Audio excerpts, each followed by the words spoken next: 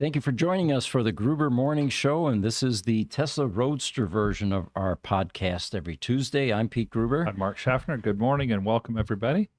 The image behind us was an AI representation of a yellow Tesla Roadster in an Alpine setting and with a lake and snow-capped mountains, and it didn't disappoint. The wheels are a little off, too many spokes in there, I think, but other than that, it's a reasonable facsimile. It looks pretty good. No charge port, but and it reminds me of what the Dubai guys would probably do. That looks more like a gold-plated than a silver, than a yellow.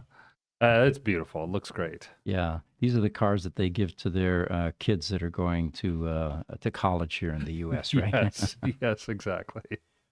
If you look at the lettering on the back, it probably says something sideways, but yeah, pretty good. And the reason we put it up here is because we're starting to promote heavily the Tesla Takeover in Europe in May of this year, May 25th and 26th. And we'll talk a little bit more about who's going to be there and what to expect there and our live podcast that's going to come from there. But there will be Tesla Roadsters there, and that's the reason that I put this picture up. A lot of other Teslas, of course, but the Tesla Roadster community is going to participate, and it's from a number of different countries. It's not just Austria or Germany, but there are probably about 15 or so Tesla clubs, maybe even 20, including Scandinavia, that are going to participate in this.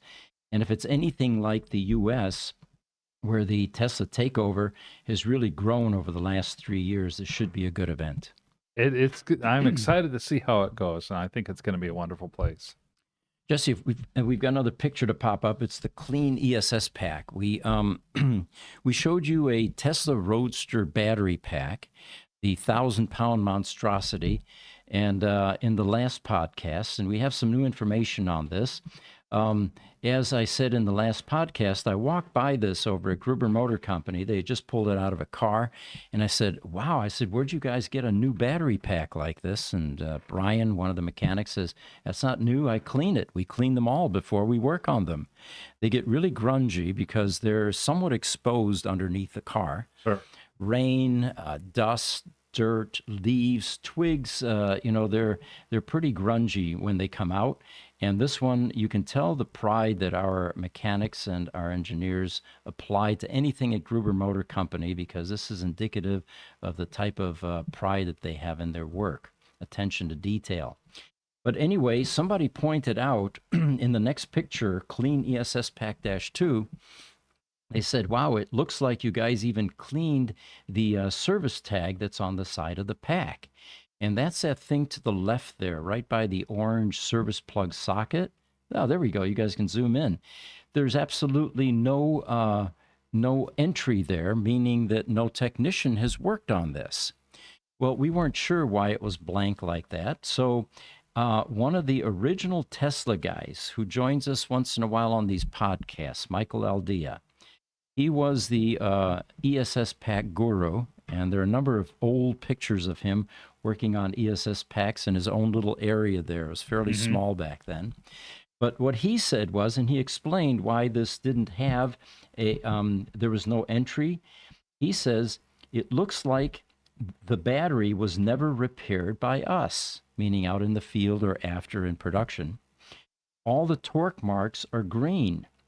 If someone from service opened the front cover, the torque marks would be red.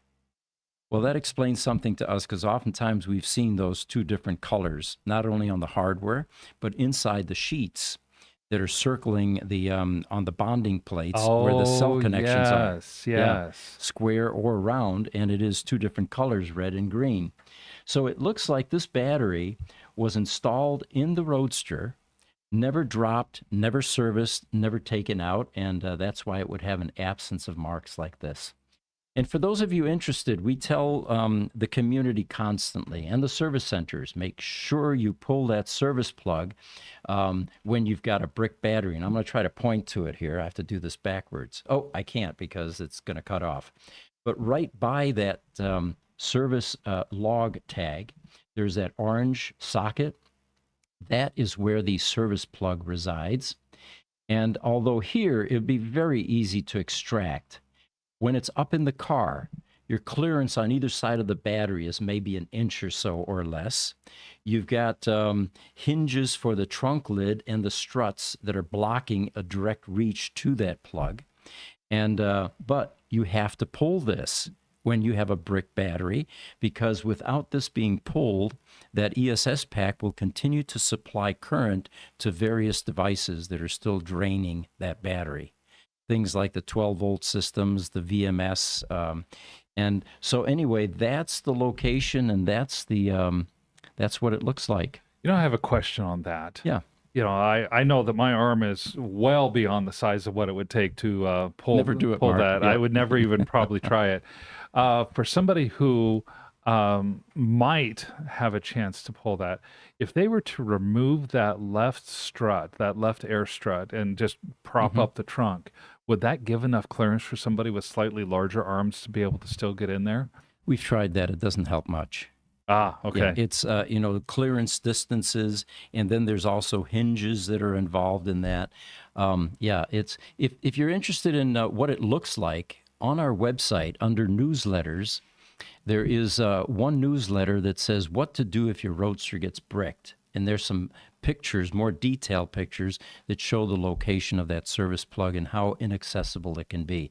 Now, our customers have gotten creative. They'll take a coat hanger, for example, and it has to be thick, and they'll take the looped end and then pull that way. Yes. The reason that might work is there's a handle on there that normally sits flush. And that's the interlock switch handle in the HVIL loop, they call it, or high voltage interlock loop. That handle has to be pulled 90 degrees so it's facing back, and then you pull straight out horizontally. And that's your best shot at getting that service plug out of there. If you have a teenager at home, they have no problem, unless they're lifting weights, of course. Yes. But a normal teenager could reach in there, and that's usually who we have do it, is in our GMC shop. It's the younger guys without the thick arms. Yes, when I was in my skinny days as a teenager. Right. You also have to be careful with the service plug, and we should throw that out there. They are old, aged, and brittle, and about 20% of the service plug removal attempts by either customers, owners, or by us could result in a broken service plug handle, which we then repair. Again, if any of you know where we can get these service plugs, we are desperately seeking a solution, and the hunt continues, the sourcing continues. Highlander, welcome, Highlander. I tried to call you yesterday, and I tried again this morning because you had called into Gruber Motor Company asking for me to call you. And your voicemail is full. It does not allow any voicemail messages. You can reach me, by the way, the same number you called into Gruber Motors, extension 207, if you want to reach me directly. He's saying, will the destruction of the bridge in Baltimore have any impact on the Gruber companies? You know about that? I do not. I don't watch TV or news, but tell us about it. The Francis Scott Key Bridge in Baltimore this morning early was hit by a cargo ship, one of the supports. Yeah. And as a result of the cargo ship hitting that support, the entire bridge collapsed. This is the bridge that is highway or Interstate 695 across into Baltimore. So there are some casualties expected. It's a very sad story, but the entire span collapsed as a result of the cargo ship actually hit one of the supports on the bridge. Were there commuter cars on the bridge at the time it collapsed? There were. Okay. It was early morning, so there were not a lot of commuter cars, but there are. As of about 2 hours ago, there were 6 people unaccounted for. Amazing. Okay, well, that's quite a tragedy. You're right. But it is across the country from us. I do not believe it's going to have any impact on the Gruber company. Yeah, we have products shipped in and products shipped out, of course, and that would be the only thing that would be affected. We don't have any staff in Baltimore. We don't have any staff in Maryland, and nothing in Baltimore, and any overseas shipments typically come in on the Pacific ports, either at Long Beach or at Los Angeles. Okay, another item for you. We get asked this often, excuse me, what do we do with old batteries? Lithium ion, sheets, modules out of Tesla Model S's.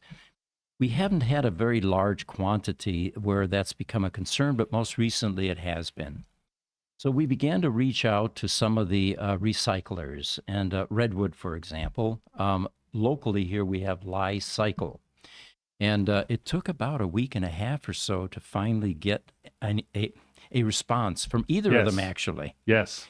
And once they did, they were stellar. We got all kinds of information. And what was interesting, and for those of you that want to see this process, a YouTube influencer called Zach Nelson, whose handle on YouTube is Jerry Rig Everything. He actually went to Lie Cycle here in Gilbert, Arizona, not too far from Phoenix, and did a video on how this process takes place. And essentially, there's a conveyor belt that moves batteries up about 20 feet or so, and then it drops off into what could be most easily described as a garbage disposal. It kind of is the same technology. It grinds it up. Okay. And cooling it with water, of course. And what was on the conveyor was a combination of EV battery type modules and tool type battery modules that go in your Makita or into your Milwaukee hand drill. Sure. Okay. Yeah. And then cell phones, anything that has batteries in it, lithium-ion batteries. What then happens is it gets ground up and it becomes black mass, they call it, which is a very high-grade ore, unlike the stuff that you get out of the ground where you have to sift away all the rocks and debris and mud and, things that you don't want. This becomes a very high-grade ore. So what we found out is we're going to have to, of course, palletize our batteries, and we'll ship them to whichever puts the highest bid in, which is the next thing. We weren't sure whether we're going to have to pay or whether it's free or whether they pay us for this high-grade ore. It turns out they pay for the ore. Yes, they will pay you for the batteries. Mm-hmm. Now, I don't think you're going to get anything for a cell phone because, it's probably minuscule. Right. But for the amount of weight that we have, we're actually going to collect bids from the people that are recycling these batteries. So for those of you interested, that was, it's a pretty good video to watch. I think Jerry Rig Everything did a pretty good job with that. And it will kind of, explain what happens to these batteries after they've reached end of life. That's very interesting. And yeah, over the years, we've slowly accumulated more and more bad modules, both in the Model S's and in the Roadsters. And so it's nice to have options to be able to finally recycle those. By the way, talking to Redwood, once they figured out who we were, I got a call from one of their contacts, and he says, Gruber Motors, yes, we know you guys. I said, really? What do you mean we? He says, well, we're all ex-Tesla people here. Oh, okay. Which makes sense, of course. JB had a lot of friends when he worked at Tesla, and he's back on the board of directors at Tesla. So, but yeah, he says that what happens is nickel, cobalt, and lithium are recycled. Lithium prices are down 87% from last year. Yeah. So we should probably hurry before it nosedives any further. But yeah, we talked quite a bit about the Tesla Roadster. And of course, when you talk to ex-Tesla people, they don't talk about the Model 3, the Y, the Cybertruck, no. They're talking about Tesla Roadster because that was their legacy. That's where they learned their craft, was during the Tesla Roadster days. So yeah, it was kind of rewarding to talk about the people that work there, most of which we know, of course. And so getting back to this battery now for just a moment, there's another picture here called EV Europe Pack, Jesse. And for those of you that remember the black Tesla Roadster 1,000-pound battery pack that we showed earlier in the podcast here, this is a version that is being built by a company in Europe called EV Europe. And it's an impressive looking enclosure. It looks physically identical to that black enclosure that you saw earlier. Dimensionally, I'm sure it's the same. But it almost looks as if the sides are made out of billet aluminum, perhaps machined. Could also be wood, I suppose, based on the color. Could be. It's probably a metal of some sort. Are those like racks that we're seeing inside that battery? It is indeed. And the caption on this was, we are waiting for the cells to arrive. So apparently they have the battery cells that are coming in. And once they have those, they're going to populate and fill this up with batteries and potentially have the first aftermarket Tesla Roadster battery that could go into production. And the reason I say first, there's some other hobbyists and experimenters that have been working on Oh, this. yes. Marco Nolte, Ev McNeilson, for example. I think even Chris Rosa has been working on this. But none of them have reached scaling to production level yet where they can start mass producing these. Yeah, they're all those others, while they're making impressive progress, they're basically research projects. They're trying to figure out whether or not it can be done. They're almost still in the proof of concept stage. This would be, and what I see is less Tesla Roadster, in all honesty, because well, we have 2,000 cars worldwide. But by proving that the concept can be done, it's almost like in ages past when people said you can't run a 4-minute mile. Yeah. As soon as you prove the concept can be done, watch out, world. You're going to start seeing third-party batteries for all kinds of EVs. Yeah. Once when people could finally realize that the 4-minute mile was possible, and now high schoolers run 4-minute miles. I mean, it's crazy. So it's these innovators that are really bringing this to the forefront, and the race is on. We'll see who comes up with the first scalable battery. Highlander says, I'm still logged out of my phone and my email. That's why I haven't responded to my bed. I think it was his bad. Bad. Oh, my bad. Okay. There you go. Yeah. Thank you. Uwe Lehman says, womp womp. All right. Thank you. I don't know what that is. That's okay. You know what, Highlander? I was going to mention that. He says, notice how funny outlets, electrical outlets on the wall are. That's how you can tell it's Europe. See that little horizontal outlet? It's got the two little pins. Yes. And they run, they don't have 120 volts going to homes. They have 230 volts, and it's 50 hertz instead of 60 hertz. You know, the Europeans always like to do things differently. They don't want to adopt our stuff, although NACS may be an exception. We'll see. It might be. I can totally understand the 230 volts because with 230 volts, you have a lot less amperage, which technically makes it safer. I've never understood why 50 hertz instead of 60. You know, there was a reason for that, and in all of my electronics training, I used to know that, but I'm drawing a blank right now. There was a reason for that.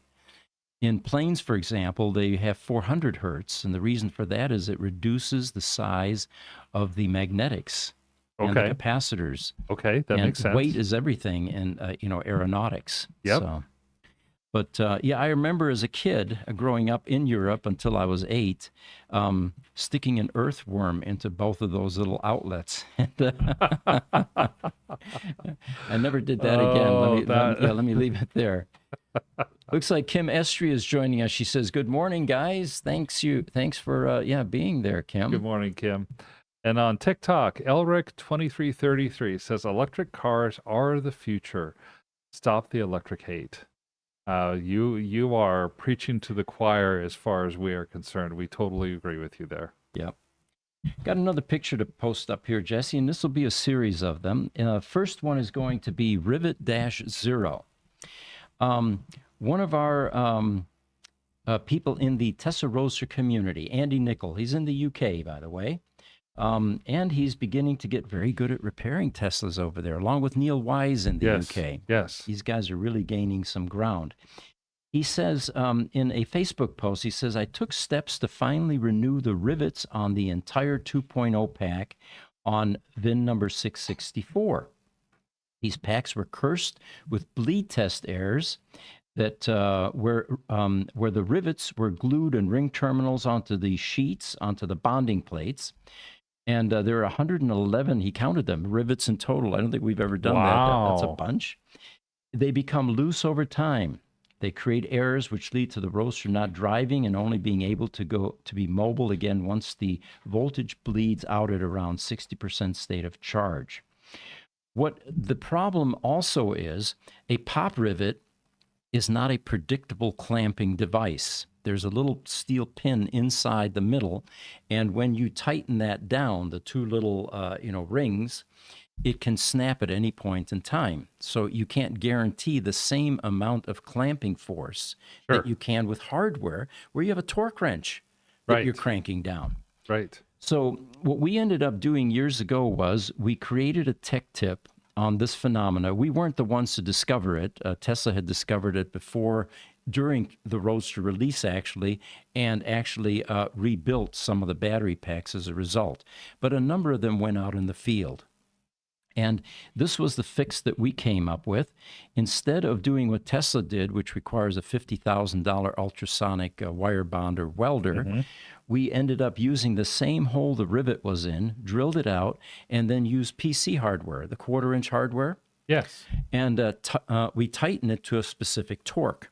And we used the type of bolts that have like a star washer equivalent so that it digs into the bonding plate, Right. which is something that also that Andy is doing.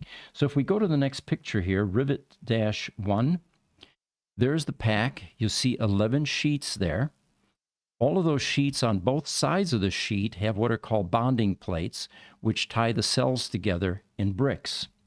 Rivet-2 shows the bonding plates and the rivet that is connected there. You can see it toward the center there, and there's a pop rivet there. The picture Rivet-3 shows the rivet drilled out. 1/8-inch drill, by the way, works perfectly. You have to make sure you have a vacuum cleaner so you're picking up all of your shavings as you're drilling, because you don't want that getting in under the bonding plates where the cells are and the bonding wires. And then rivet number 4 shows the rivet once it's been drilled out. There isn't much left of it. And then rivet 5 shows how Andy actually cleaned the bonding plates. Sandpaper or something abrasive that gives it a better connection.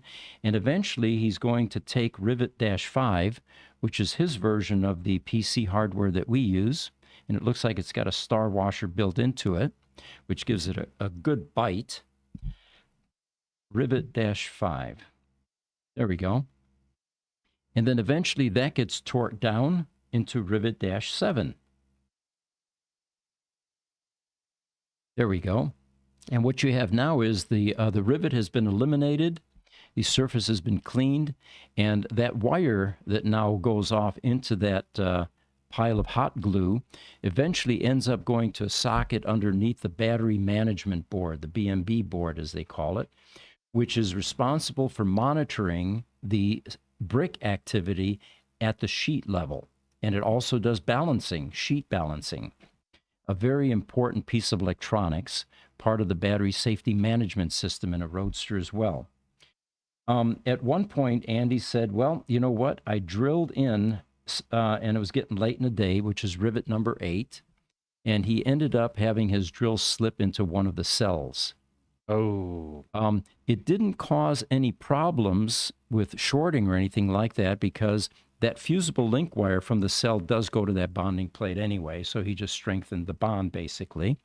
But he did chew it up a bit, so he was asking for a recommendation as to what to do with that. And I said, well, it doesn't look like the cell's been breached, so nothing's going to leak out of it. Right. But to play it safe, cut the bonding wires both on the top and on the bottom, taking that cell completely out of service, which is exactly what we do with a resistive cell. And again, a Tesla Roadster is not going to notice one of 6,831 cells missing. Exactly. That MIA cell will be irrelevant.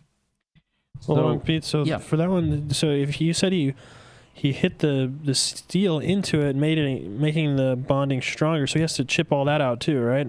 No. Actually, what he's going to do there is the bonding plate is simply dimpled a bit. In fact, there's a better shot of it if you go to the next picture, rivet number 9. And even if the bonding plate was touching the top of the cell, it would be akin to the fusible link. Of course, it would no longer be fusible because you've got a lot more metal there. Right. But that isn't the case based on his pictures. So what he did was, or what we recommended was to snip out the fusible link wire. Gotcha. On both sides. So there you have it. He says, these sheets are heavy. I can manage a sheet on my own, but it's a struggle at 50 kilos. I don't know what that is in pounds. 110. 110 pounds. Okay. Yeah. So he says, I forget how heavy these are. So what I sent him back was, our lab guys typically aren't the ones that carry these sheets around. It's the mechanics out on the floor that go to the gym a few times a week to do this type of work. 110 pounds is up there. Yep, that's true. So anyway, Andy, hats off to you and your efforts there, doing good work in the UK and keeping those Roadsters alive. A couple comments we have. Highlander, he talking about 50 and 60 hertz. Says Japan has both 50 and 60 hertz electricity. The reason is because of the British and the Americans. So they're trying to please both, then I take it. And he says the submarines are like aircraft. They have 400 hertz for the exact same reason as aircraft. Wait, there you go. Yep. Yep. And Niels says, right, we made electro sausages in lack of better ways. No problems. Okay. Yeah, I'll bet your little worm turned into a sausage. Yes. Niels also said, I just read about 50 hertz versus 60. Westinghouse chose 60. General Electric and UK engineers chose 50. 60 hertz is a little better for long distance. 50 is a little better for shorter. Maybe that's why everyone but Americans use 50. There's also a different tone in your audio equipment when you're in Europe. Oh, I'm sure. Yeah. I'm absolutely positive of that. Because you can hear that 60 hertz buzz if you've got a poor ground in your audio equipment. Well, and it's going to be 60 or 600 or 6,000 because the harmonics, and for this would be 50 or 500. 500 or 600 hertz is very different. Yeah, yeah. Interesting how these standards didn't quite evolve in all parts of the world. All right, we've got another, I think I've got a picture of this one. Yeah, VIN number 848, if you can throw that up. This is a Tesla Roadster 2010. It's currently bid at $40,000 on Bring a Trailer, and we like to bring the Roadsters for sale into these discussions to help promote the sale. This one sold about a month or two ago for $69,500. It was one of the lowest, most recent Bring a Trailer sales that we've seen. And then suddenly it appeared on Carl's Facebook site for $75,000. And I thought, well, I thought it already sold. Did the customer buy it back? What happened? Well, we just found out that what happened was the original successful bidder did not take the car for whatever reason. So the car is still available for sale, and it's currently back on Bring a Trailer. The statistics on this are, let's see if I can get that here. It has a lower CAC of 119, and that might have been what scared some people. Yeah. But they say that the standard mode charge is 143 to 145, which isn't that bad. That's pretty good, actually. Yeah. So it's going to be interesting to see where it goes to from $40,000 here. There's even some talk in the notes there that the battery could be replaced. Of course, that's always an option. But it does look like a good-looking radiant red. It's a 2.25, which makes it somewhat unique in that there weren't too many of those released. It was Tesla upgrading Roadsters to help them sell toward the end of the run. Right. So this is one of the very latest 2.0s, and they had put many of the 2.5 upgrades into the 2.0 Tesla. Right. It has a sound deadening package, so that's an upgrade. And anyway, if you're interested, it's on Bring a Trailer. It's 60,000 miles. So we'll see what it bids to this time around. I think it's got like 4 days to go or something like that. Yeah, we'll definitely keep promoting it. We've got another picture here, VIN 1107, and I'm giving you a preliminary here. This one is being processed right now for the Tesla Roadster matchmaking site on our website. This is a California car. It is going to be available here shortly, and let me get to the statistics on this one so that I can give you a lot more information about this one. This looks like one of those Thunder Gray cars. It is, yes. Not my favorite color, but some people like it, you know. course, my color preferences keep changing. Remember, I never liked Yes. Arctic white. Now that's one of my favorites. I don't know Yes, I why. remember that. Huh. So the asking on this is going to be $125,000. You may say, well, why so high if, bring a trailer is only getting $70,000 to $80,000? Well, this happens to be a 3.0 upgrade. And it looks like a recent 3.0 upgrade, so it's going to have a good CAC. And the CAC on this one was just over 200 miles. I didn't bring that with me here, but 201, I think it is. It is a 2008. It is Thunder Gray. It's VIN 331, and it's got 38,500 miles on the odometer. It will be live on our Roadster matchmaking site in probably a day or two. We're waiting for one more bit of information, which is the standard charge level. And at that point, you can take a look at it and see the quality, the interior, the exterior, all of that.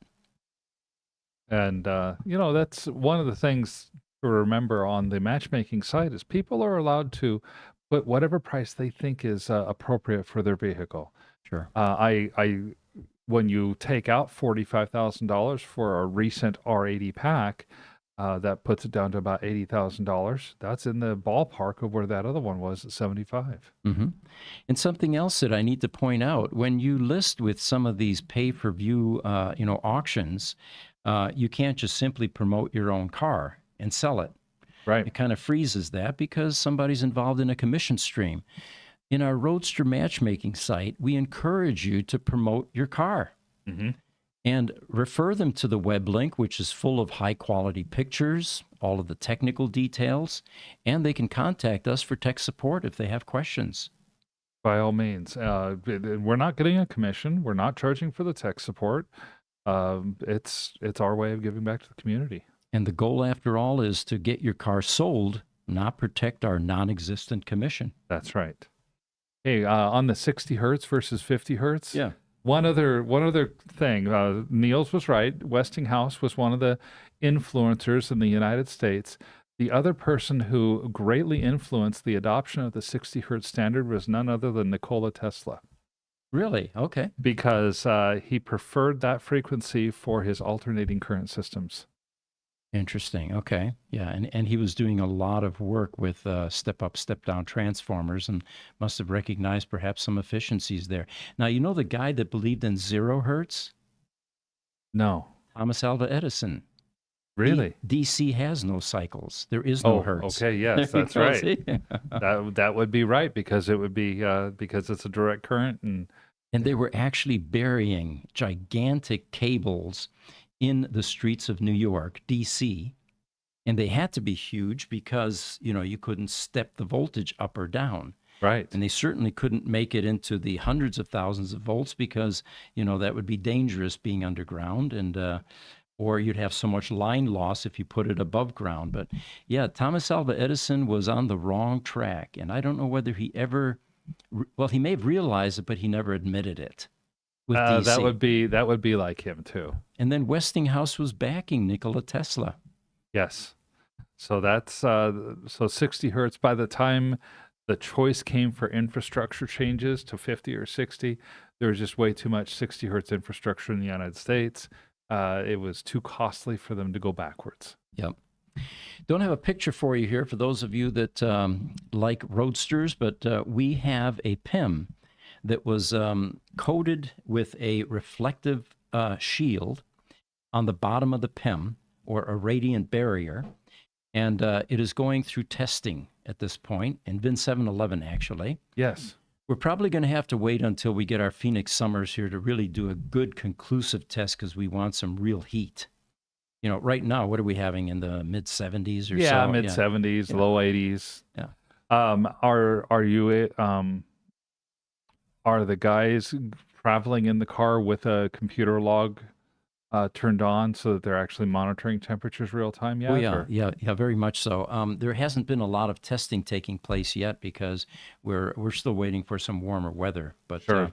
they do have both PEMs available now, one with and without. So we have a control PEM, and we're going to see if this is a modification that will begin to relieve some of the over temp issues that roadsters see during the summer, not just in Phoenix, but around the world. See, anecdotally, it's going to be really easy for you to tell. Hmm. You're going to drive home and you're going to get home and say, wow, I had air conditioning the whole way. Right. Yeah. And also full power because they go into limp mode when they've decided that it's too hot. That's right. That's right. Yeah. So we can do the scientific tests. I know that of course they're necessary. We have to be able to prove it. But anecdotally, we'll be able to prove it within a day. Yeah. Good point. Highlander's got a good question, and it leads us into another topic that I'll jump to here with the Roadster podcast. He says, "Can you explain what CAC is? Calculated amp hour capacity. Are we really going to go down that Edison rabbit hole?" Well, I have to, Highlander, because the high school that I went to was a trade school, and it was called Edison Tech.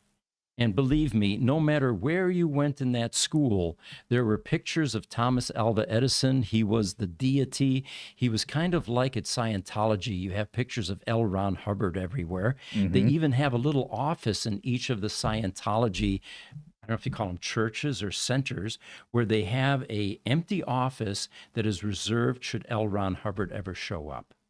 Oh, Swear to God. okay. Yeah. Okay.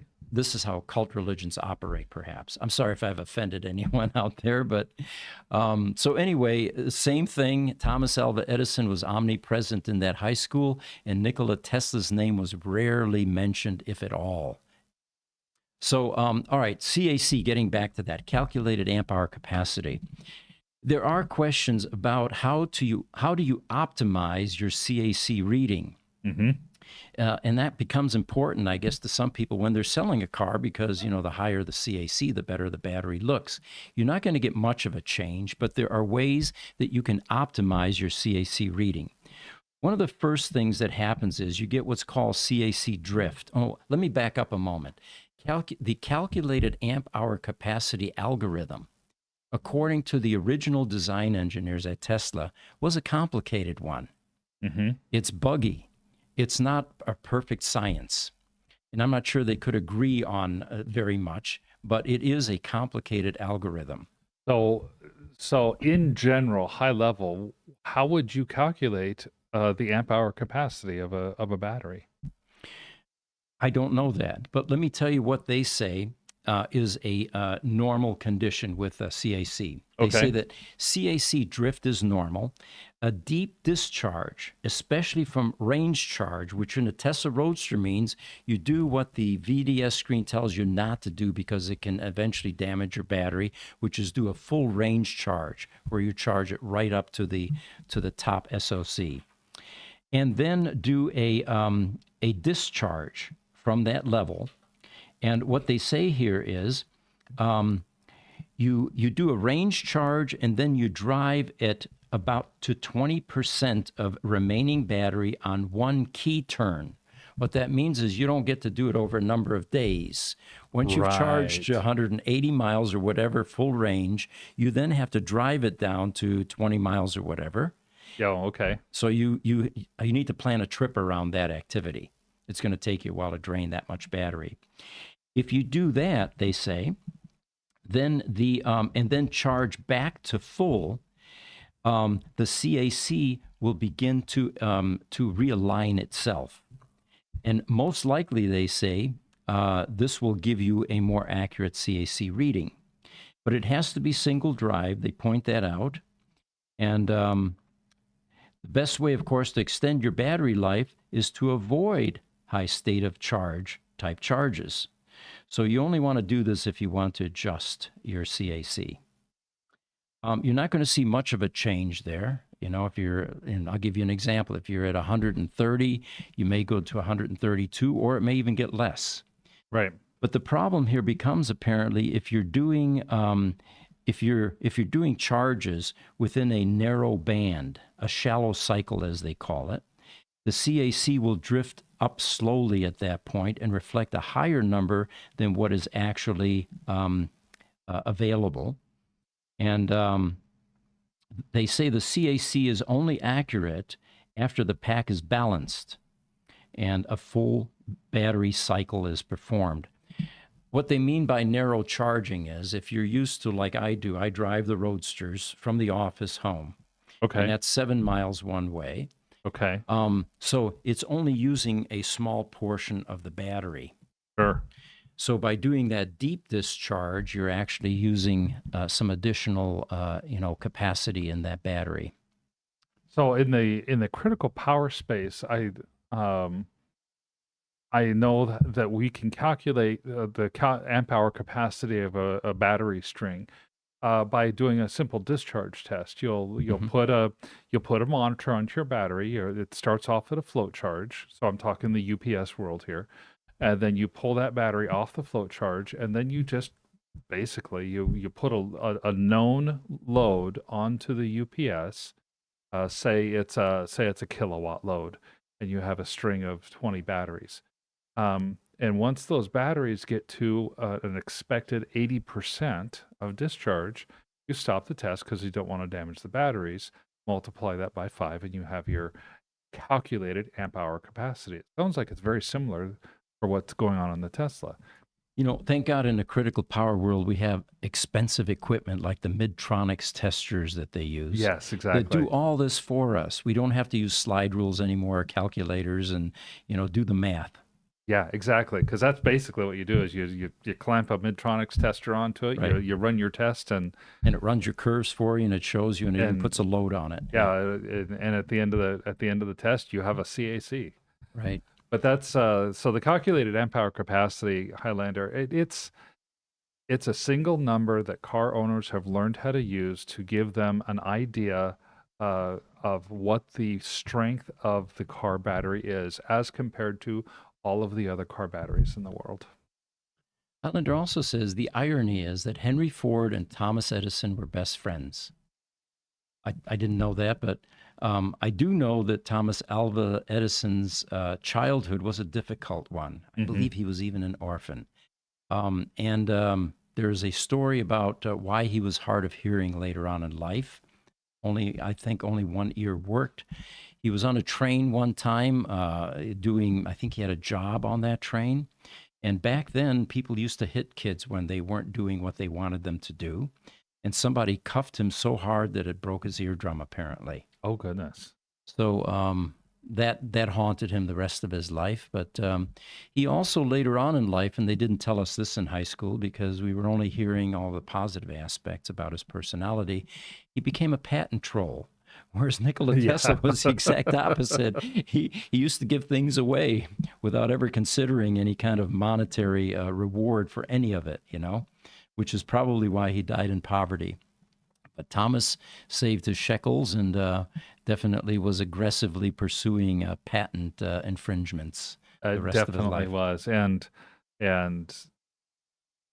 depending on how much of a fan you are of Thomas Edison, there are those that say Thomas ran both sides of that coin, that he was not only aggressively protecting his patents, but he was just as aggressively going after the patents of other people to try to take them on for himself. Yeah. Also had a fire at one point in time. Yes. And they were standing outside the building, he and his son. And his son was saying, "Oh my God, Pops, what are we going to do? This is awful." He says, "No, not really. We have buried all our mistakes now, and it gives us a chance to start fresh." Yeah. So that was an inspiring comment that's been attributed to Thomas Alva Edison. And that is really inspiring. Islander, he says, "How's the new storage facility coming along? And isn't it commercial time game?" Oh, commercial time. Cass is not here. Cass is not Yeah, here. we're down a staff member today. But we can talk about the sunglass cases. I'll do a close up. Here we go. Yeah, let's get a close up of this. I'll try to run with it this time. These little sunglass cases do a wonderful job for the glasses. No scratches ever. This is a full grain leather, and so it's quite soft on the inside. If I need to store my glasses, this is where I'll store them all the time. We've the company that my son runs has made these cases. We also have the ability to laser engrave. This is the Founder Series sunglass case. We have Signature Series cases, Gruber Motor Company across the back, and the logo on the front. So these cases typically run, I believe it's $79.95, and if you do code Aaron, AARON, you get 10% off. Jesse, have you set up code CAS yet? No, we don't need one. Still working on that. And also, Highlander has another comment, says he needs your and Mark's shirt sizes so he could swap with you when his shirt comes out next week. We're still working on the shirts there, Highlander. We are Still yes. in the process. So we will do that. But these are on the website, available for people who, to be able to purchase. Go to grubermotors.com. And Niels points out that that Nikola actually worked for Thomas Alva Edison at one point, and he called him primitive. Tesla called Edison primitive, or Edison called Tesla primitive. We'll have to get clarification on that. I think, according to legend anyway, that Tesla called Edison primitive, yeah. Yeah, that Thomas Alva Edison felt threatened by Nikola Tesla, saw his genius, Yeah. and tasked him with solving a problem, and then promised a monetary reward once that was solved. Had to do with three-phase motors, I believe. And once Nikola Tesla proved that or solved that problem, the monetary reward evaporated. Ah, okay. And that was a lesson for Nikola that Thomas Alva Edison couldn't necessarily be trusted. Highlander says, I lived in the town where he lost his hearing. It was in Michigan. Yes, you're right. That's probably why he and Ford were friends. Dearborn, Michigan, as Yes. Ford is from. And then on Instagram, Up in My Panda Tree has a question for us. Thank you for joining us this morning and for dealing with the green screen. Instagram doesn't get to see the beautiful pictures that our other platforms get to see at this point in time. He says, you guys are the best. After supercharging, can you just drive, or is it advisable to wait before you drive? When it's hot out, I hear the fans still on after I charge. You know, driving after a charge can safely be done because the Tesla engineers anticipated some of these types of, situations. Yeah. And they would not have left a bug in the car that was that vital.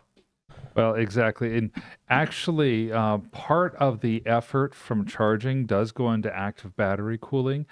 Part of the cooling process is that there is a small radiator in the front of your Tesla. And so driving after you supercharge or driving after you charge, not only is it not a bad thing, it might actually help your battery to get cooler faster, even though it's hot temperatures. Good point. And, by the way, that radiator that was just mentioned, it's in the front bumper of the car down low. On the driver's side is definitely one. There may be one on the other side. But our service guys oftentimes will find a plastic bag jammed in there. They got picked up as they were blowing around the street. Oh, yeah. Okay. And then, of course, with the negative air pressure drawing air through that condenser, it sticks to the front. And if it remains there, that will compromise your AC or your battery. Yeah, it definitely could, especially here in a place like Phoenix where it gets so hot.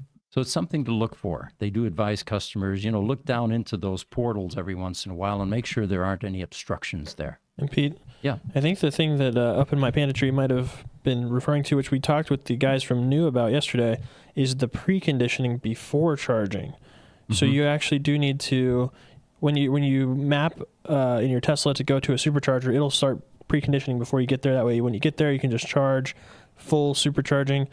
Unless you're going to a non-Tesla charger, which they're still hoping that Tesla comes out with allowing preconditioning. But that's the thing that's difficult with supercharging is preconditioning it beforehand. Mm-hmm. And it really puts a wrench in the whole works with the independent charging providers, because I can't imagine that Tesla is ever going to talk to the other independent charging providers. Right. Mm-hmm. Correct. Although my understanding with the preconditioning thing is that when you have your Tesla, if you're out driving it actively, you're actually it's going to work to try to get the battery to a state where it's within its best operating performance tolerances. That means if it's cold outside, it's going to use battery energy to try to heat the battery while you're driving. If it's too hot, it will pull air conditioning out of your cabin to cool down the battery. Right. And both of those types of things are, in effect, a type of preconditioning. So we talked in the last podcast about, in fact, we had one of our engineers here, Brad Luchik, and he was talking about the laptop capability that we've begun to utilize, where we send a laptop to the customer for a deeper dive diagnostic with the Roadster. And the most successful example within the last few months was one in an island off the Mediterranean, where it would have been very difficult getting a car shipped out of to have it repaired. And so anyway, with the laptop, they were able to actually diagnose, reload firmware, and resolve his problem without him needing to go to either a service center in Europe or ship the car here. We've had such great demand for that that we have 3 people backed up now waiting for extra laptops.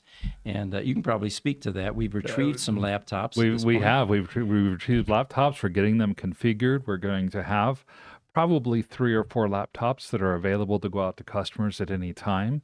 The laptop that went to the Mediterranean actually got delayed coming back to us in customs, Right. because the shipping service didn't know what it was that was being sent back to us. And of course, concerns about security and software and his high-tech information being released and all that. Yeah, Excuse me. so these laptops, the whole concept is just amazing, because you don't have to ship your car here. And there are a number of things by the car pulling a log file. You send a log file to us. We're able to diagnose the log file.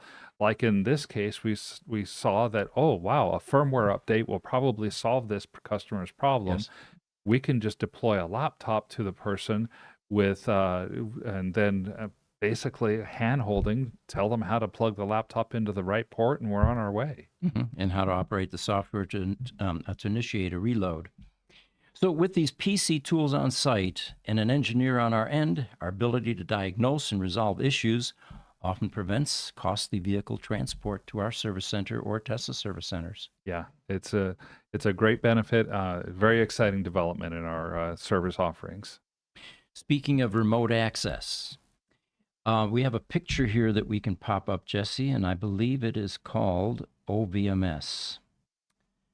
Do I not have it out here? It looks like I do not. All right. It's on our website. I don't know if you can bring that up, Jess, under the e-store. And the OVMS acronym stands for Open Vehicle Management System. It's not unique to Tesla. It is a black box, literally, that connects to your VMS portion of the Tesla Roadster, and it provides communication to your cell phone or to our cell phone if we're troubleshooting. And it is reestablishing essentially the network connection that was available on Tesla Roadsters back when the 1G network was alive and active, which is long gone. Used to be the Tesla service centers could log into your car just like they do with the later models. Thank you, Jesse. That's the one. And what it does now is it gives us a glimpse. It gives an engineer, a technician, a glimpse into what's going on in the car.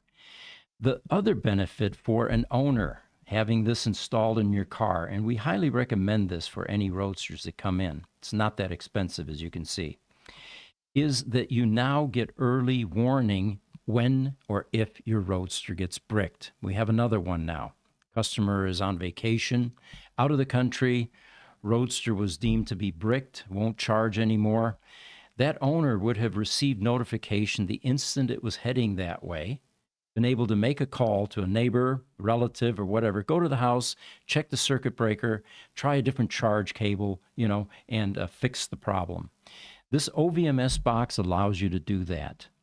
It will give you early notification of a variety of issues that are going on in the car. In our storage facility, and we never completed that question, how's the storage facility coming? Yes. We are building a Tesla Roadster collector car storage facility.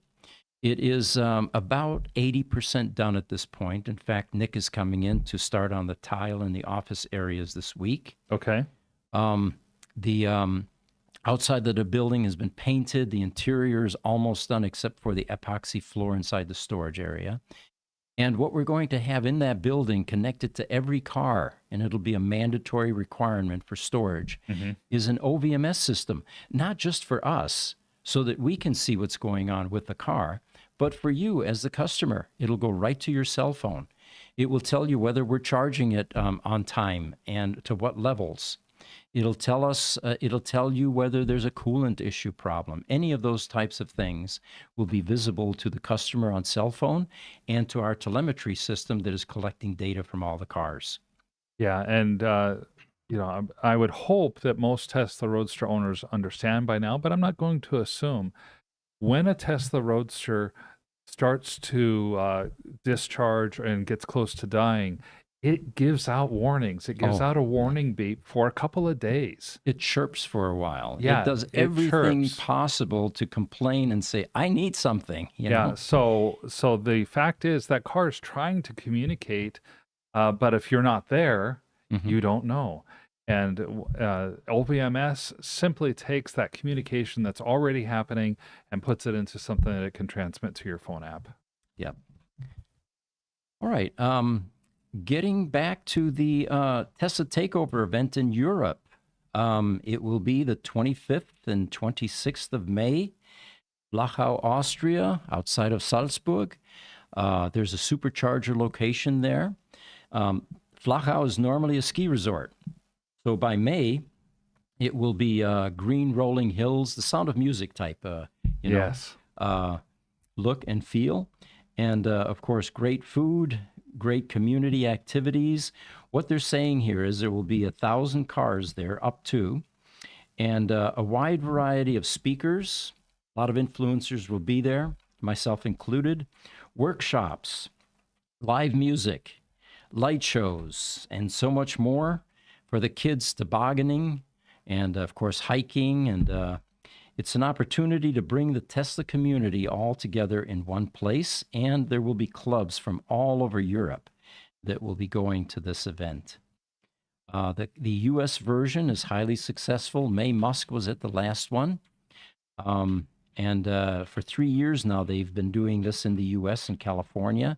And this will be the first one in Europe. And we're hoping that this will be just as popular and just as well attended. I'm wondering, I happened to see a video just this morning. Are they going to synchronize the cars so that they all lights blink and stuff to music? I don't know that, but that would be cool. That would be it? pretty cool, wouldn't it? It would be, yes. Bunch of questions coming in. Instagram, up in my panda tree says, wow, thank you. You're welcome. You're welcome.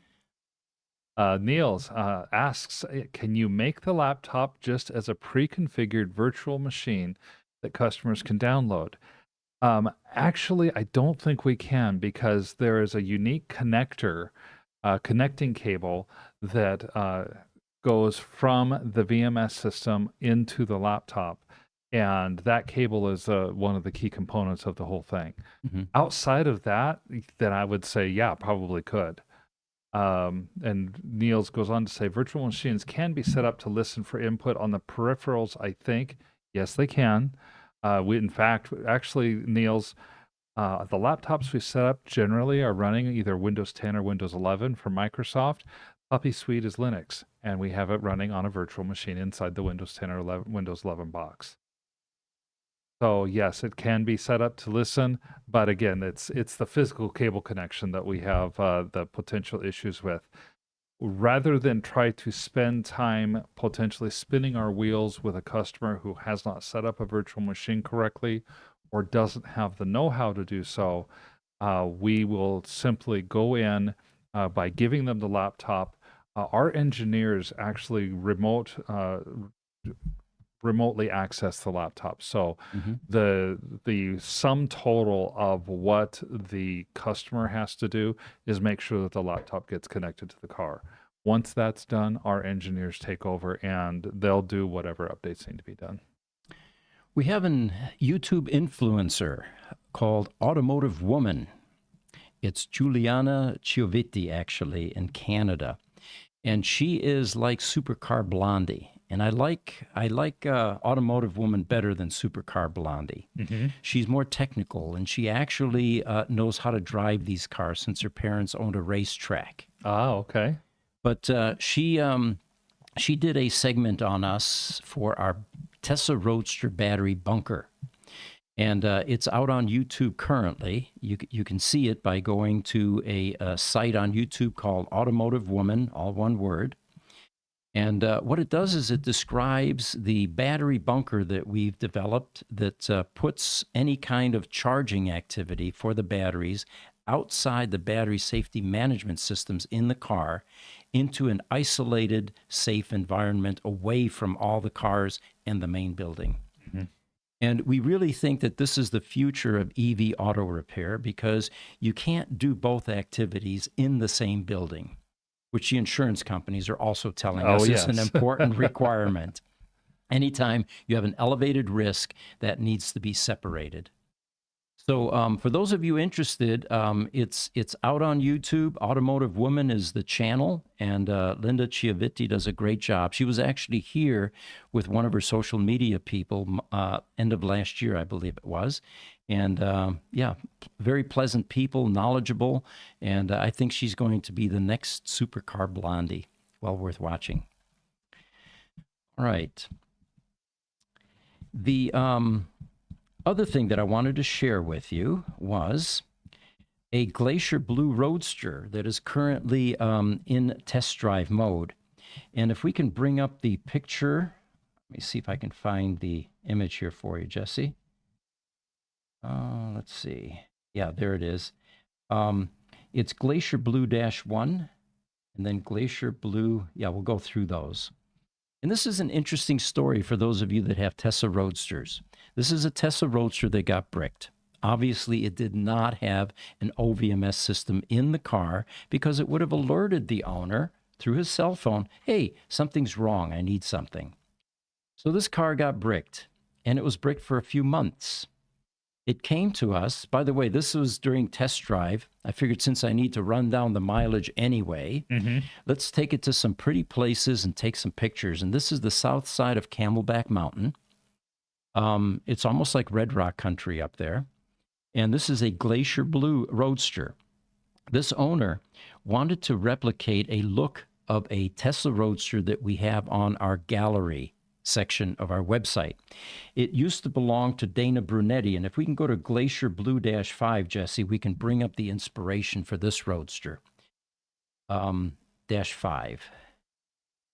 There we go. This was a car that sold on Barrett-Jackson years ago, came to us for upgrades, and a movie producer, Dana Brunetti, owned this. Obviously had some artistic talent and taste. He put little running board lights in the front bumper, painted the wheels white, powder coated, put the Tesla logo on the side with a little Tesla T. And, you know, we fell in love with this car. I remember that car. It made Glacier Blues pop. It suddenly was an exciting color. Remember, I keep changing my colors, right? I do. Right. I do. So this particular customer was inspired by this look. We can go back to Glacier 1 at this point, and you can see the only thing missing in Glacier in this picture is the wheels are silver. However, the customer has wheels at home, an extra set. He's going to get them powder-coated white and replicate that look of Dana Brunetti's car. Dana's car currently is no longer owned by him. It's a Tesla manager in California that has had this car for about 3 years or more now, I believe, and is thoroughly, of course, enjoying it. By the way, when I drive this car, people no longer pull up alongside and say, "What is that?" They say, "I didn't know Tesla made a small car." It's a different question now, but they still talk about it. Okay, sure. But yeah, you get a lot of attention with this car. So it came in bricked. The next picture, Glacier Blue -2, shows the incoming voltage. This is supposed to be 390 to 400 volts. It's 37.4 volts string voltage, meaning brick, sheet to sheet. Yeah. And when they're this low, it's questionable whether they can be recovered. So the next thing we do is we take a look at what the brick condition is, which is in Glacier Blue -3. And each of those little blue lines is a brick. Each of the gray faded lines above it, and you'll see 9 blue lines per gray line, is a sheet, and there are 9 bricks per sheet.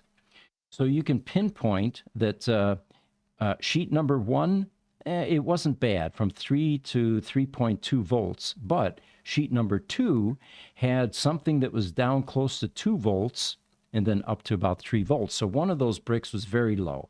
And you can see some other low ones in that report. What you try to avoid is getting below 2 volts because at that level, 18650 cells begin a destructive chemical process, depending on how long they stay at that state of charge. So this was the pre-repair chart. And the next one, Glacier-3, I believe it is, or 4. Yeah, let's go to 4. There we go. That's what you're looking for. You're looking for a military haircut with those bricks. Yeah. It is a brush cut, and it's nice and level and even. How we got to this level was pulling those sheets out that had the low bricks, and we found resistive cells in those bricks. And you can't snip more than 4 per brick because it begins to affect the performance of the car. Sure. In this case, I think it was only 1 or 2 per affected brick in 3 different sheets and 3 different bricks. And after that repair and balancing with our 11-point charger, we ended up with this nice flat curve. That then convinced us that we're ready to test drive. So the pack went up back into the car. And that first picture that you saw, where we showed the car driving around Camelback Mountain, is a result of this repair. What we look for now is we're doing alternate charge-discharge cycles, and we're looking for a baseline established. And currently the baseline is about 156 miles range, which isn't too far from where it was before it came in.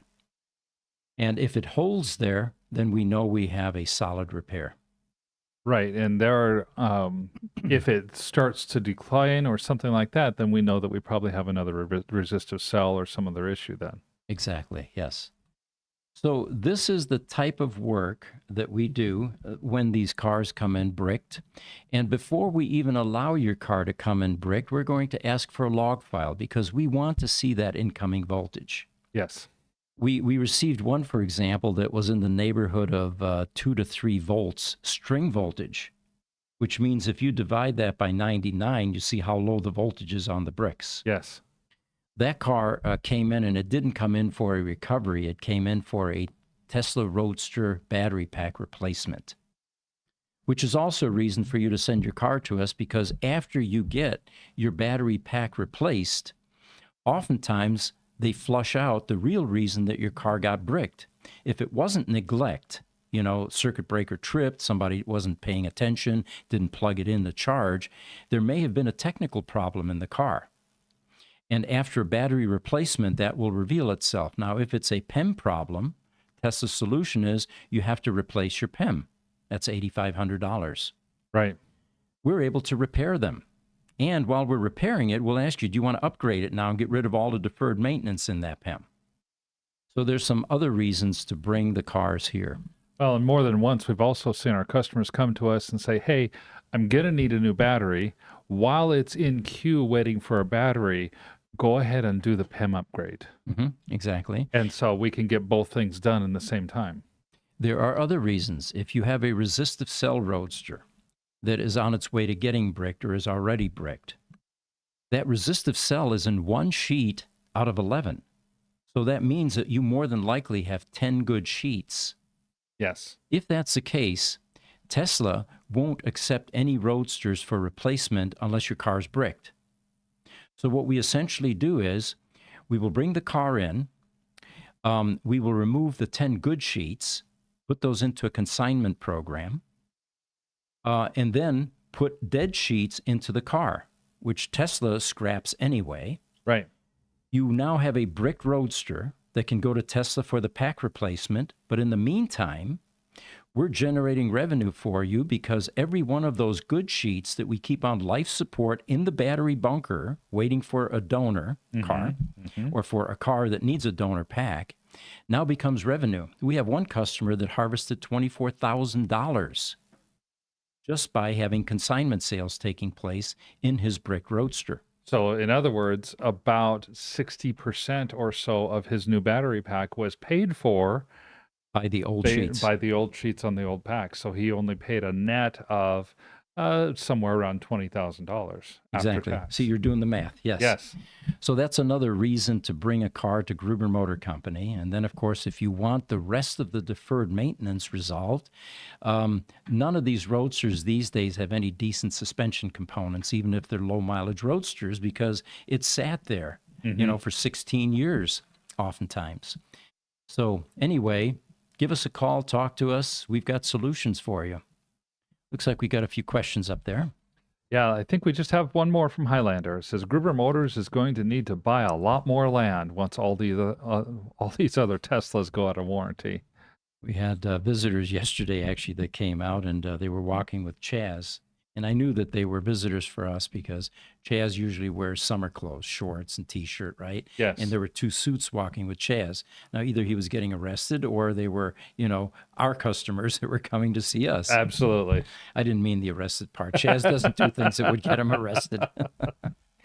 But yeah, so he said, he says they've got 9 buildings. We have 7 buildings, commercial buildings here. Some are leased and some are owned. And by the way, the neighborhood's changing. The building to the south of us just sold. Oh, it did. Finally. 26, yep. All right, so it looks like we're coming to the close of our Tesla Roadster podcast. We thoroughly enjoy the audience.